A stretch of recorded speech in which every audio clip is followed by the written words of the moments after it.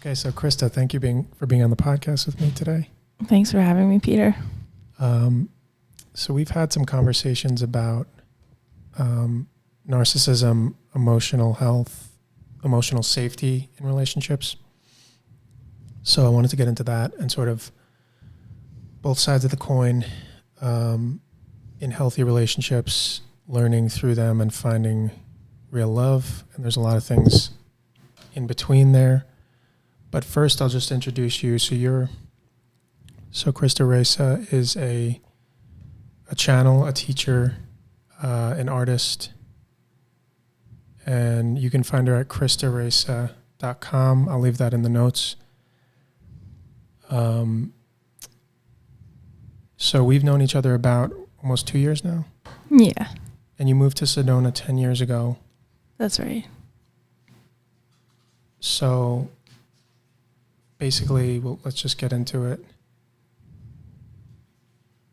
What has your experience in relationships been with narcissism, and how have you learned? What have you learned or grown? How have you grown through it? You were one of the first people that really got me thinking about this topic, in addition to someone really close to me. And it wasn't a term that I was throwing around very often, but it was popping up a lot on social media. And most definitely, I've had run-ins with narcissists. I wrote a book about them without knowing that they were narcissists. What was that book called? It was called Starseed Survival. Okay. Yeah. And that has to do with sensitivity and sensitive people? Yeah. Well, Okay. insensitive people and solutions for how to deal with them, because certain people, you know what they call the false lights, like they masquerade as this false light matrix is what they're being called now. But the psychological term is for mental illness. And I took that book off the shelf because I started developing compassion for them. I really genuinely felt bad for them. What you would say as narcissistic or egotistical people? Yeah. Or more like bullies? Most definitely bullies. Okay. And I know we've had a lot of conversations about that just because we connect at that level, like that frequency of sensitivity.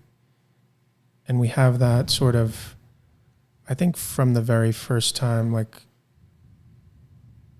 we met, it was just like a recognition. We have that sensitivity, that heart recognition. And we've talked a lot about how it is difficult being in this world, setting boundaries. So how have you found that? Like, what were some of the things you described in that book about that? I found myself making lists of the stuff that they did. And the first time I ever made a list like that, I was 15, working in a diner with my boss. And the second time I made a list like that, I was trying to break up with somebody. The third time, I was making a phone call to call them out on their nonsense. And narcissists don't respond to that. They say stuff like, I don't remember. That's just a joke. Or Gaslighting.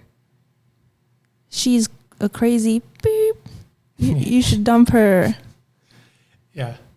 You know, fun stuff. Why do you think those type of people are attracted to very loving and soft people like yourself? Like, why do you think it happens that way? That's a really good question. Because in most instances, it was through someone else. So I feel like, in general, I've been shielded from these people somehow, like super blessed. And so it was often in a competition over somebody, like... In dating? Almost. Is this weird possessive behavior where I'm dating somebody and then that person was jealous. That person was like a sister or brother figure to that person I was dating. Okay. You know, like the weird jealousy that, like if someone has a narcissist parent, like the one parent getting jealous of the other parent, weird stuff like that, or like parents getting jealous of their kids or grandkids. And how did you deal with the pain of that? Like, what were some of your coping mechanisms early on? Besides writing the book, rap music helps you to feel your solar plexus, your stomach chakra, and it when you make rap music, you start burping. It's weird. It's like your vocal cords open up in your stomach. Because of pent-up energy that needs to leave your body. Is that how you mean it? Something like that. Or unspoken truth? Yeah, because when you're writing in rhymes, the rhymes come out your subconscious mind, and once you've written it down, you amazed. You're like, what is this? And then it follows this orderly sequence and it makes sense of things. And like those people can also pop up in your storyline. So when you're channeling, you're entering the right brain, and it feels like you're making stuff up. And this is why I'm a channeler. I practice things like mediumship and spirit contact and psychic abilities. And also you make music. Yeah. And that's been the medicine. Big time.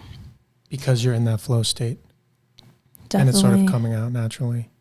Yeah, when you have the right beat. But how is that pain, how does it sort of collect and bottle up over the years? Like, how do you feel it manifest?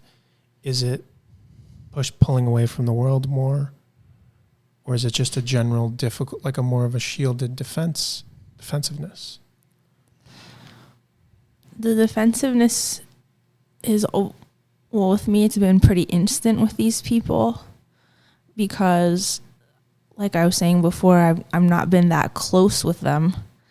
And so I pretty much have healthy boundaries. I know we're going to talk about that today, and empathic shielding and that kind of thing. But when you're really open, you can feel people project like right towards your stomach. It's strange. It's like they send this energy, which some people say they can see like a hook or ill will, or like an evil eye, you could say. Yeah, those can feel like sharp pain in your forehead, or you literally get the wind knocked out of you. You're so when you're shocked, they say your spirit actually leaves your body. You're so shocked at what they just did. You have to write it down later. You're like, what just happened here? And that's the discard phase, isn't it? Devalue, discard, love bombing, devaluing, discarding. With narcissists in love relationships, yes. Yeah. And I would just say, so you're saying it leads you to sort of inhabit as a different state because you're taking on those projections or that ill will or that constant bombardment of negative energy. And it causes you to leave your body. Yeah, as a psychic medium, it's really easy to. It's like you're gifted in that way, but you're also defenseless. When you leave your body, someone can reprogram your subconscious if they're abusing you, and they do it repeatedly enough. But somehow as a kid, I was able to shield towards that. I used humor a lot. Like it would kind of turn into a joke. Yeah. But it's weird. Like the people who were the narcissist, I didn't hear it directly from the horse's mouth. I would hear it from third party would disclose that their traumas to me. So never has a narcissist said to my face, oh yeah, this, I really went through this and this and this. They would kind of hint at their issues. It was very strange. I think it's a weird paradox because I know you in the time of getting to know you, just a very loving, open, sweet person. And, but I understand the pain of like, you're just shining your light in the world and kind of like receiving this hate for it. So it's just like confusing as a kid and then a child. And I know it's different as a woman. Obviously there's like a whole other batch of things, that come along with it. But is that hard to deal with? Because it's almost like you can't make sense of it. You're like, why are people attacking me? Why am I giving my heart to a relationship and then it gets thrown on the ground and stomped, Yeah, why do they just make stuff up, this pathological story? You get a text message, Sunday morning, you get bombarded with selfies, weird ones, and then it's these weird sort of psychological problems that... But what about, can I ask about, if you're comfortable sharing, about more in the arena of romantic relationships, like dealing with that direct person? I know there's the whole part of like other women or jealousy, but what about the relationship part?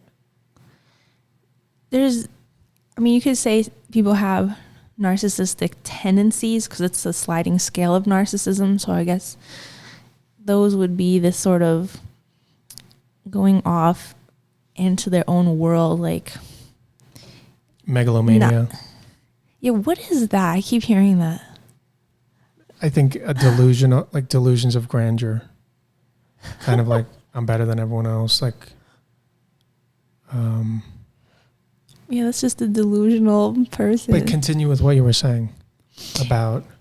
Yeah, it was this weird sort of, like, I think it's society's fault that young men are brought up to be more selfish and then women are taught to be more caregivers. It's like you're on date night and the guy is just gaming and he doesn't stop gaming and you're like, whoa, when is it gonna be like, hey, when are we gonna connect on some level? And you mean like he's trying to have sex with you? Not at all. So what do you mean then? Just when you're saying gaming with you, playing a game with you, or talking to other girls? No, talking on gaming with a computer. Oh, okay. Like the guy literally picks you up in the air and moves you across the room because you're complaining at his gaming stuff. So that's the tendency of men to, okay, once I have her, she's mine. I'm kind of just going to kick back, whatever. Exactly. It is what it is. Kind of reach like a comfortable cruising altitude of the relationship, be lazy. Yeah, I heard that about one of those people that was in the story. Was this person continues to just watch cartoons? Like it's this ongoing obsessive. But can we just break that down quickly? What the three were: the love bombing in the first phase, devaluation, and discard. Then discard. Okay. And that's what the breakup is. So when you break up with these people, and that's why I want to know where these narcissists is like, where was the friendship and how come that person just discards you? Like, if you ever had a bad relationship breakup, you're like, this is over now, I'm not happy anymore. And that person just completely cuts you out. Maybe I'm delusional because I thought, we had at least had some kind of friendship there. But that left me thinking maybe there was never a friendship in the first place. Like maybe this was just sex-based. And you feel conned. You feel played. Or you feel like you played the fool. Or maybe you had an inklings of maybe he was after that, but you didn't know for sure. Yeah, just like this fakeness, like this fake, all those shared moments, where did it go? What about all those great memories we had? Like, can't we just be at peace? Like, can we just... And that's what I'm talking about. Like, no need to take care of people like that. There's no need to check up on them and try to heal them and fix them after they devalued that. I think that's the most painful part that we've talked about and we've seen together in each other's lives personally. Just the pain of not that, you could have a great love, an amazing love, great times with the person. They betray you. They take their mask off. They abuse you. They show you their true colors. But it's almost like a loss of innocence. It's not just about the person. It's like for me and you and the way we are, we're almost like you could think of like we're naive in some ways and innocent because we just love. And we expect a love from the world. But Starseed. Yeah. Yeah, because we don't come from that dimension. We come from some love dimension, the fifth dimension, soul music and I think when people have a weird projection about it because I think it's ego or arrogance, but it's just I've tried to explain it a million times to people. It's sensitivity, it's love. And if people are cold and barren, they can't understand it. So they'll just project their pain onto you because you're the loving one who's shining that light towards them and illuminating their shadows. But back to what I was saying, sorry. It's like a loss of innocence. It's the pain of knowing that there are actually people like that exist. The cold shower, the reality check. Yeah. The dawn. But it's like because we have these almost delusional worldviews because we just want everyone to be loved. We want to save everyone. We want to love everyone. Mm-hmm. And it's painful. They think we're non-resistant hippies. Well, yeah. But it's just that it's like we always try to perceive the world in love. And it's always sad when people can't meet those expectations. But yeah, where is it? It feels like a betrayal because I think that, you know, how they say about 3 months into a relationship, the masks come off. Mm-hmm. So maybe that's when the love bombing stage concludes. Sex-based, yeah, well, codependent. Yeah, and then maybe you would go into the phase where it's more intimate and intense and survival-based, loneliness. What's the most painful part about it for you? Is it just that? Why do people have to be that way? Because I know I feel that. Why do people have to be two-timing? Why do they have to wear masks? It's like, why did I get involved in the first place? What a waste of time. But I think, and we were talking about this, like, there's a crucial distinction between almost like 3D relationships, which is very much like take and take. We're both taking from each other because in the Matrix, it's a parasitic energy and like you're not sourcing from the inner source light. You're like, what can you do for me? Really kind of relationship. Yeah, and I think like once you get to higher consciousness, do the inner work, heal yourself, it's almost like you're incompatible with old types of relationships that are like very traditional or like immature. Yeah, that's well said. Because you're going at it from a perception of preference. It becomes preferable. It doesn't become have to, arranged, written on paper, based on a ceremony to please your parents, for the looks of it on Instagram. You're saying after the 3-month point? Or after it gets serious? After it gets serious, these people, like, they can't continue their pattern because you can only hold up a mask for so long. Yeah, let's say you get into the 6-month year range, you know, it's progressing, it's going along. And then you're saying at that point you'd be looking for more depth. Like, I'm here, I want a real relationship, I want commitment. And they're still playing that game of like, oh, look at this prop, or look at this girl I have who's so great and she's pretty, or look at this guy I have who's so great and makes a lot of money and has great social status. Like, they're still playing that game and it feels empty. Yeah. And those almost always end up in divorce. But then this was fascinating when we were watching those videos about this subject. Narcissism, yeah. Where, the psychologist, he said that no communication is also communication, and you were explaining how people are covert narcissists. But what I found was the sadistic streak. So it's like, when does the humiliation and name calling become sadistic and painful? Like, how long do you shrug it off, you know, and defend their childhood trauma? Because we've struggled in that because, like, you're more of a peacemaker, you're more of a lover. You're a lover, and I've talked about that a lot to you, of just like, how many times can you give them the benefit of the doubt? How many times can you take their pain and just shrug it off and say, oh no, I'm going to forgive them because you have a loving heart. And you're just going to say, oh, you know, they've been through this and they've been through that. And like that idea of, oh, I'm bottling up all this pain and all these unspoken words. And it's like, when are we going to grow up? Are we going to grow up at some point? Or are we just going to do this childhood trauma bullshit? I like that one. Yeah. They can be great negotiators logically, but more often than not, they're not going to want to focus on what you want to talk about. More often than not, they're going to say something to reflect or deject and discard what you just said. And yeah. That's just you. You're so funny. And that can take a toll over time. Yeah. Because that's the weird thing. Like, it's weird that you could be a great person, but at the same time, like a really loving person, and also just carry so much of the pain of other people that it actually changes you. Yeah, you can be brought down. Yeah. Because you feel them so deeply and you are so empathic.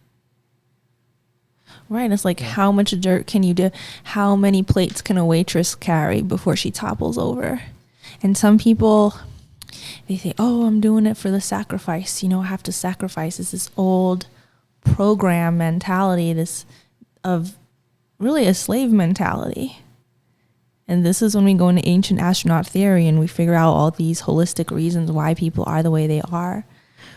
But at the end of the day, you're not supposed to feed the narcissist. You're not supposed to energize them, like a parasite. If somebody's acting parasitic, they're stealing your life force. Yeah, and isn't there a tendency in me or in you or whoever this sensitive, empathic person is to love the person, forgive them, say, no, you can never leave me. I love you so much. You're the one. And then just keep letting them walk all over you because maybe why is it? Because I know I grew up in a household that was just emotional chaos and violence, just like war all day, every day. So and if I played the role of peacemaker, maybe that's the only thing I can really identify with or understand. Like, no, don't abandon me, mom and dad. I want you guys to get along. Just get along, please. Please, I just want peace. Mm-hmm. And then you're in a relationship and all of a sudden you're doing the same thing. Right, because it's the only thing you know, and it's safe and comfortable there because you're used to that role. So anything better would be uncomfortable because you'd have to go through a whole identity change to change that pattern. You'd have to rewrite your own story, and that's why I wrote that book. And I learned from my own book that you have to say no to people. You have to walk away sometimes. Yeah, you can't, like, no matter how compassionate you are, you just can't. It's not your place. Like, it's not you're better than that. You have higher standards, but I'm shaking my head. Yeah. What would you say is the most valuable thing about those painful experiences? Wow. Like, what's the catalyst to the growth? The positive thing. The self-care response. You go to a therapist, and the therapist is like, you need a pink shield, or imagine a pink bubble around you with glass mirrors all around, and focus on yourself and don't let them sound wall you. So, whoa, what is sound walling? That sounds really good. It's when a narcissistic, self-centered person just talks about themselves over and over, like you're just a wall for them. You're just a springboard and a doormat, or whatever you want to call it. Don't they know exactly who they pick? They like the path of least resistance. These people run out of steam. Like I was saying before, they say, I don't remember. They say, oh, I was just kidding, minimizing. They change the topic very quickly. That's like beginner narcissism. And I think it's strange because we're both very intuitive people. Like, you make a living as a channel, as a psychic, that kind of thing. And we both have that skill, but it's like, even so, it's still hard to figure out their mind game. Do you know what I mean? Like, even being very connected, it's still hard to figure out some of the mind games that are very advanced because it's developed over a lifetime. If they're going from guy to guy or whoever, those narcissistic tendencies in relationships. It gets worse as adults. When they're children, it's very transparent. The kid is, because they say narcissists are like children. And they're throwing stuff. They have a tantrum. Okay, you're having a tantrum. You go on timeout right now. Like, you're not going to have dinner with us. You're going to sit at the children's table. Like, you're going to your room right now. Or, you hold them by the wrist and you say, stop it. And no one ever said no to these people. That's why they keep going, because people, they're so charming because they got love bombed. They love and crave that. People who lack self-love, they say stuff, oh yeah, I'm healing his heart. You're not healing his heart. He's using you for money. But that wears off after a certain point, like that sweet talking, that mask. And I think some people are content to do that for their whole life, honestly. They're fine with it because they can play the game, wear the mask. But for people that are not interested in that, it's like, it's hard to just see that. But to your point before, you said something about how men have this laziness and, you know, certain cultural thing of, and then women are more the caregivers. But I have a different perspective on it, but I'm not going to get too deep into what I think about the way narcissism manifests in women, because certain women have been going around and playing men, you could say, but men are content to be played. What I would call like puppy dog masculine. What's that? Or like, they're content to... What's wrong with a puppy dog? They're content to like dote on her. Whoa. And tiptoe around her because she's hot, or because...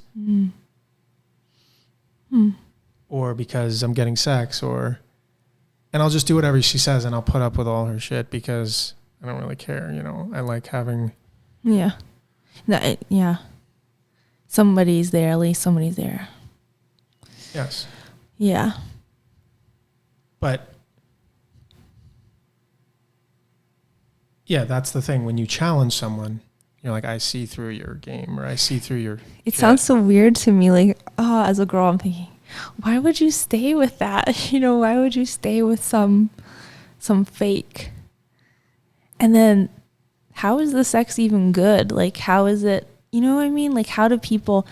And the thing about the narcissist guy, I'm just going to put it on blast on your podcast, Peter. Okay. Let me just say it. Okay. 30 women complained to me about this narcissist, bro. And they said he could not orgasm. And he could not look his lover in the eye. Oh. I thought that's weird. Because in the spiritual community, we practice this eye-gazing thing and intimacy and getting close. Right? Kind of like Tantra. These people are nowhere near like deep levels of satisfaction. What do you think that stems from? It's just... total lack of intimacy or connection with another human? Oh, their amygdala is broken. Their empathic receptor in their brain is screwed up. It's biological. And that could literally affect having an orgasm. Yeah, they might need some electroshock therapy or some kind of thing to like because the dopamine comes more from recognition, fame, attention, that kind of thing. Yeah, they're driven by with the limbic system, the sex part of your brain in the back, it's right above that in phrenology, it's right above that domestic circuit, a tribal, family, and morals. That's the socio-sexual circuit. So it deals with your sense of morality. So what we observed, Peter and I, as good friends, was a lot of the narcissists in our lives were kind of sex obsessed. And this is kind of a topic of our generation, Pluto and Scorpio generation. We deal with psychic abilities, sex and death are the themes of Scorpio. And yet these people had these really, they went to the extremes, you know. Of sexual. To feel. Hypersexual. Yeah, to feel like themselves. I need to feel something because I can't feel anything. Because I'm empty inside. Addictions, and constant validation. And this casual sex or this casual dating is not doing it because it's just this void that I can't fill. Yeah, exactly. Because they can't love themselves. Yeah, because to be themselves would be utterly traumatic.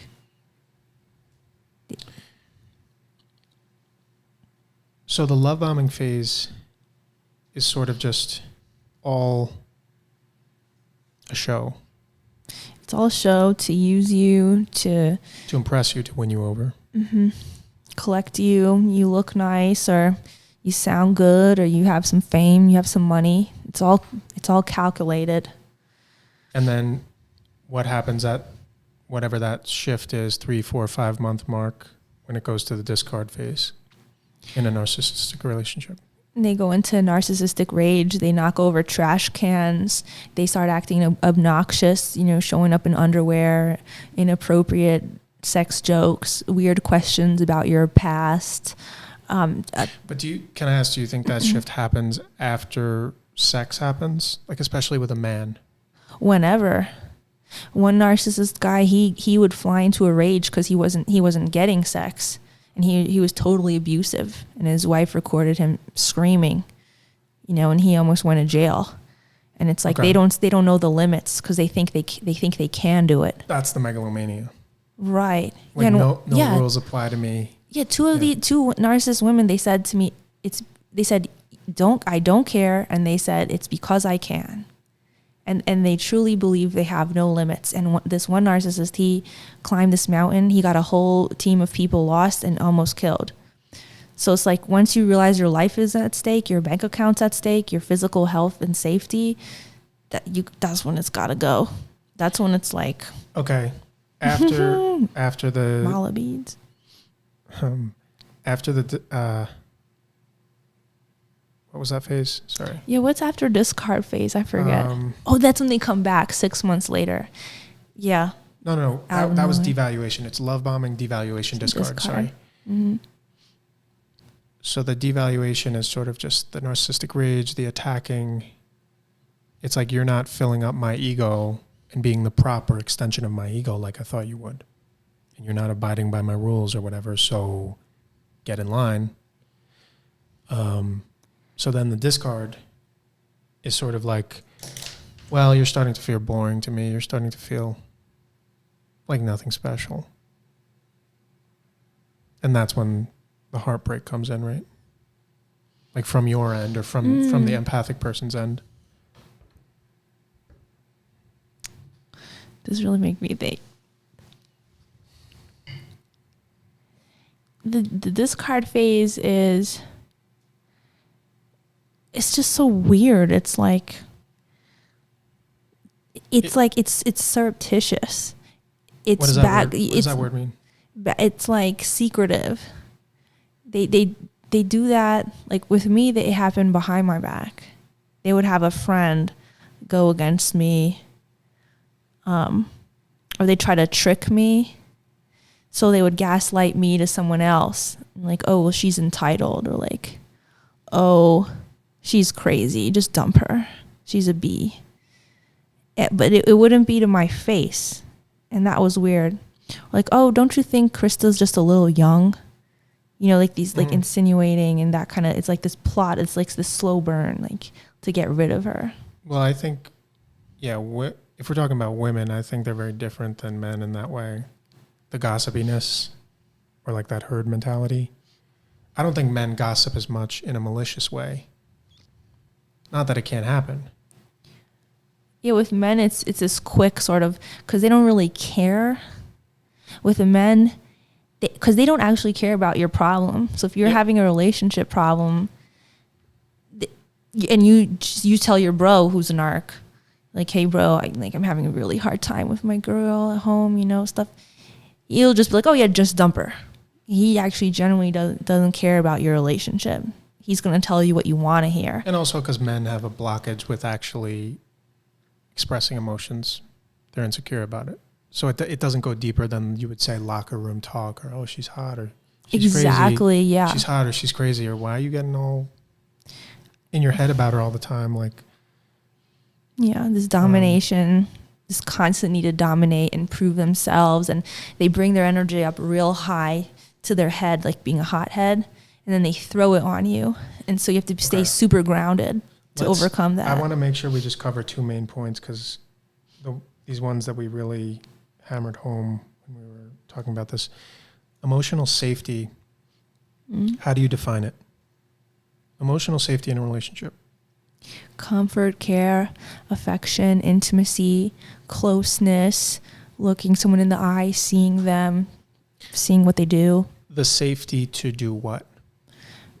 To emote also, within limits. To have a space. Yeah, to have a time. And honesty, like, you know, if someone's going through a really hard time, just like you get so many points when you can just hold space for a female and let her speak to figure it out. Yeah. For seemingly, even for small things. Like, oh, I was hurt by this, or felt weird about this, and I got really emotional. Yeah. For some things that some guys might blow off, or just say, oh, what are you getting so hurt about that? Yeah, that's like attentive and being sensitive. That's exactly it. And vice versa, when a guy does something nice for you, you're like, I really appreciate that. the action that you did. Yeah, like just validating, like, hey, that was so thoughtful of you to get me that, like, just to think of me, and just making it vocal. Like, I appreciate you. Yeah. And on my end, it seems weird for a guy to talk about that stuff too. But let's just keep the focus on you for now, in terms of your experiences with men. But I think that's a very delicate thing too, because once you start doing a little bit of gaslighting, a little bit of jokes, a little bit of passive aggressiveness, someone like you who's hypersensitive, like loving heart, people may not be able to appreciate it or grasp it. So it's a very fragile space, because once you feel unsafe, then it kind of is like creating shaky ground, and there's like a mudslide or an earthquake. And then if there's more attacks and more attacks, it's hard, right? Yeah. To feel safe again. Yeah. Yeah, you step into your masculine energy, your masculine defense. As a woman, you step into your in the mystic community, we call it your stepping into your divine masculine. And women at yoga class, they're so tired. They're like, I've been in my divine masculine for so long. I just want to relax. Like, they just want to be held. They just want to be listened to, admired, taken seriously. Because it makes sense. If you have men that are sizing you up sexually, whatever, or just being inconsiderate, you kind of put the walls up as a defense mechanism. Yeah, and it's almost like you become like a man. You start dressing like one. You can't wear dresses anymore. It's not safe. Safety is super important. You mean just being out at the store and some guy staring at you? Yeah. That makes me wonder, like, wow, why do we wear mini skirts like that? If you don't want to be bothered, cover up. Because you feel objectified. Yeah, that's my natural response. Like, oh, I'm just going to cover up if these guys can't handle it. Do you feel like it's hard to find a guy these days? Just generally, let's say for everyone, who is that way? Well, I'm very picky in general. Venus and Virgo, I'm like. And I have Venus and Virgo too, yeah. Yeah, we like consistency, and then we give service. So the planet of love, Venus, and then Virgo, which is like the analytical, homey guy, like homey thing who likes all the little ducks in a row. And so what are the biggest takeaways as you sit here now in your life from all the hellish experiences in relationships and being gaslighted, bullied, just hurt by other people, hurt by their gossip? Or I think that I agree with you on that one. Like, that one hurts the most, when people are gossiping about you and they can't even say it to your face. But almost like you can feel sometimes like there's groups that like turn against you. There's like a tide. Oh, the sex people. Well, just kind of like the people who are not having sex people. Yeah, but generally like that herd mentality or the bullying mentality, which goes back to like the playground when you're a kid, which still exists. So as adults now in our 30s. So it's painful, but what would you say is what's the growth moment? Like, what's the takeaways for you for dealing with men, the nature of men, the great things about men and the terrible things about men? Oh, love your own culture, or take up a new one. Seriously, if some culture rejects you, you have to move on. And they say the hardest thing to do is leave the tribe. The hardest thing to do is walk away from where you came from and get out your comfort zone and trust that, that vibe attracts tribe. It does. I appreciate that about you, and like our friendship, the fact that you have the courage to do that. And I had the same experience being a black sheep, kind of growing up in New York, family, just not fitting in. Like, I don't belong here. I want to leave. Like, these people don't get me, or like there's no love here. But I appreciate you holding that light, or like that unique spark, like that unique signature that is Krista, is so unique and beautiful and precious. But you need to go through a lot of hard times to to take those walls down too. Like my friend asked me for a hug the other day, and I was like, no. And I had to relearn how to, open up and hug and share and participate. Like, in first grade, something shut me down. I had trouble at home, and the teacher's like, oh, you're shut down. She's not participating. When I was 20, my bestie was like, you're not participating. You're not taking the lead. So I had to take a lead in my own life so I could do that in social circumstances. Well, it's slow. The idea that your vibration, your personality, you're soft and sensitive, and you're taking in so much because you're just like hearing 30 radios in your head at once. Mm-hmm. Interesting. And like stereotype, like, oh, be more outgoing. Why are you so shy? Just like a blanket judgment. Well, you helped me when you said, oh, you're from this and this culture. Like you said, oh, Krista, I forgot you were from this and this culture. And I had to think of that. I had to rewrite the script of myself. Yeah, like can you just tell so the audience knows, like, I think because I mentioned your Finnish culture, I think I had said like, oh, I forgot because you are not quite like Finnish, you African. Have a parent that's totally not even from America. So can you just tell? Yeah, Finnish citizen, half African-American, Native American. There's some Irish in there. It's like Ghanaian, Lakota, Sioux, Finland. Your dad is? From Finland. And your mom? African-American. Okay. Yeah. So that's a very unique blend of things. True. Yeah. And I just want to say, like, just to wrap up the thoughts is, at the end of the day, we all have this inner child.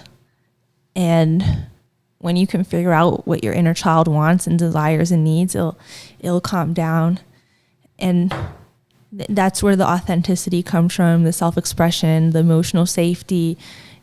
In Native American tradition, your inner child is your guide, but so is your inner adult and your inner grandparent. So like learn to comfort yourself, learn to be playful again, learn to explore, make discoveries, and stay strong.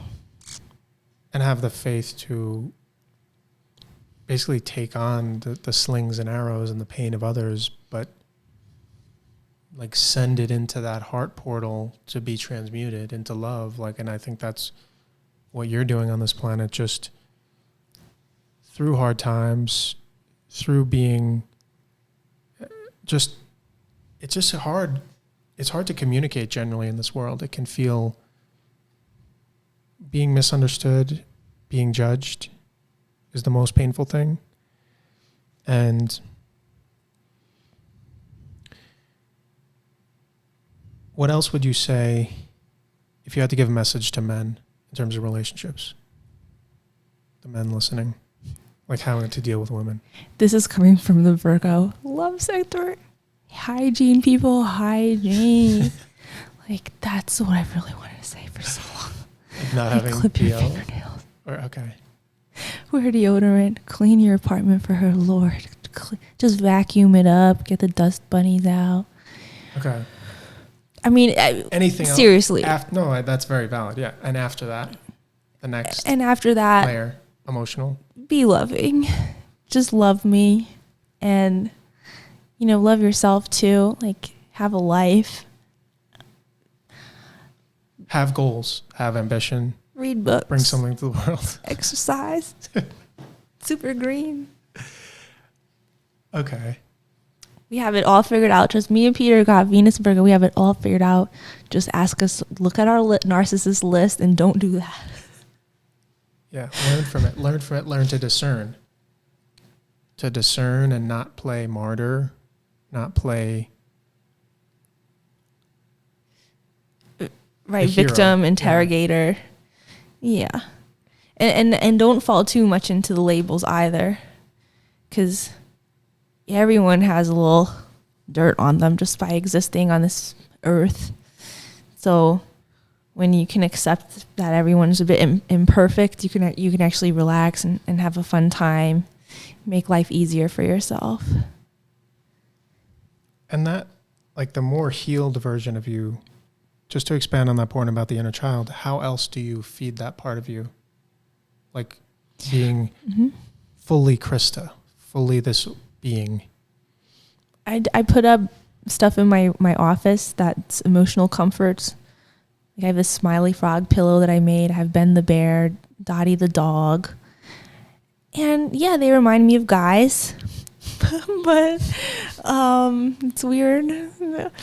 But yeah, like emotional comforts. I went to Burning Man and the lady said, bring your emotional comfort food. Mine is sour cream. Like, it's okay to indulge in your own little like fantasy world. So all this that we're talking about, self-love, relationships, guys, I think a lot of it is, would you say a lot of it is self-love? Like the courage to love yourself?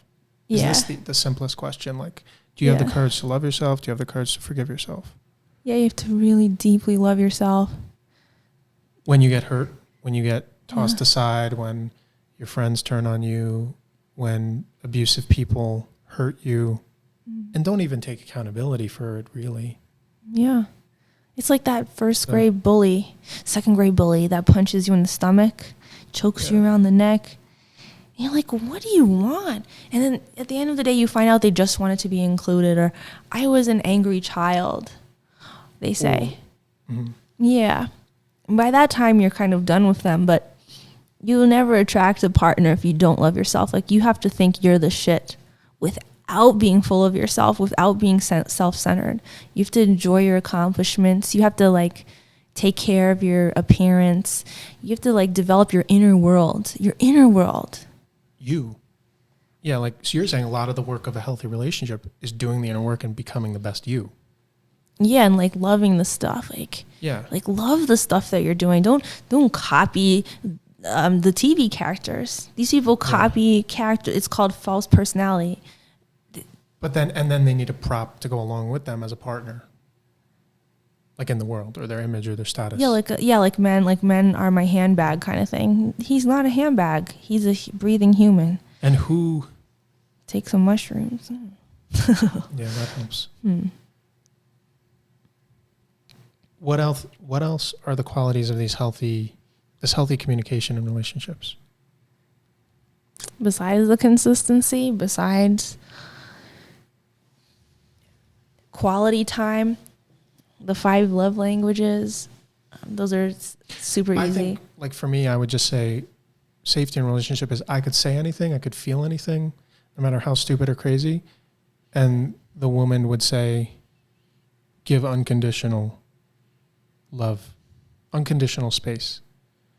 Like, oh, I just had a panic attack and I had to, like, not panic, or like I felt like crap and I had to leave that party. I was just overwhelmed.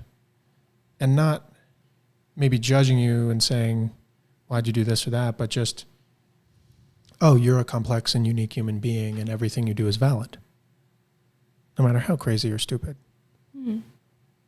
And that's the disconnect sometimes as sensitive people, where we feel like we're playing on a range of music notes, where like other people literally just can't hear that tone because it's just like an emotional coldness.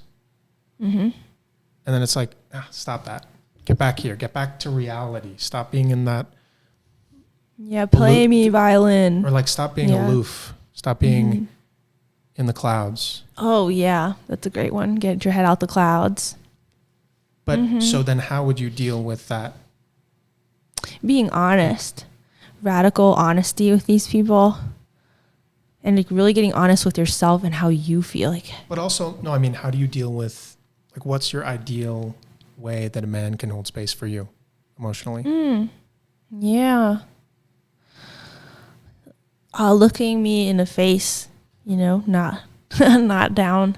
Look me down up, not up down. Okay. Because that opens up my energy. So look me, like zip me up, like look at my shoes and then in my face.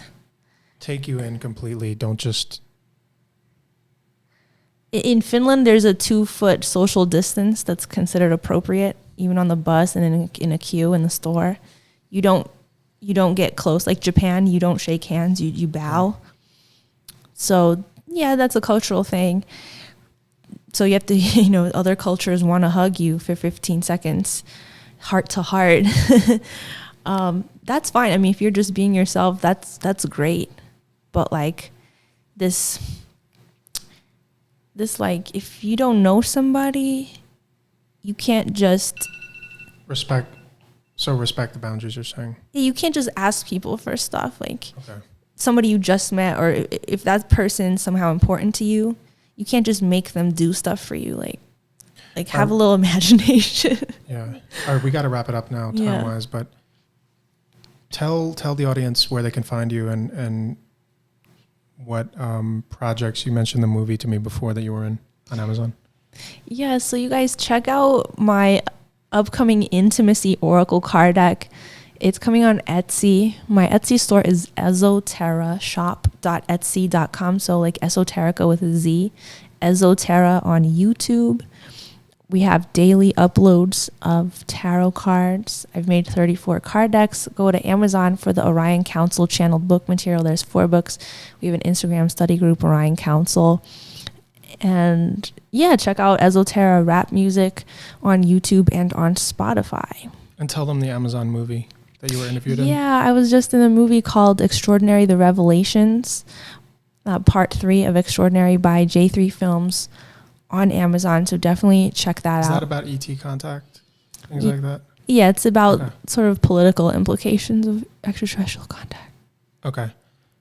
Thank you so much, Krista. I'm really glad we did this. P-DAGs, you guys. P-DAGs. Amazing.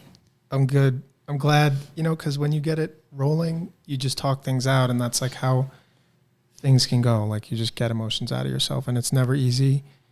It's never comfortable, but it's like, it's a beautiful thing when you can just communicate.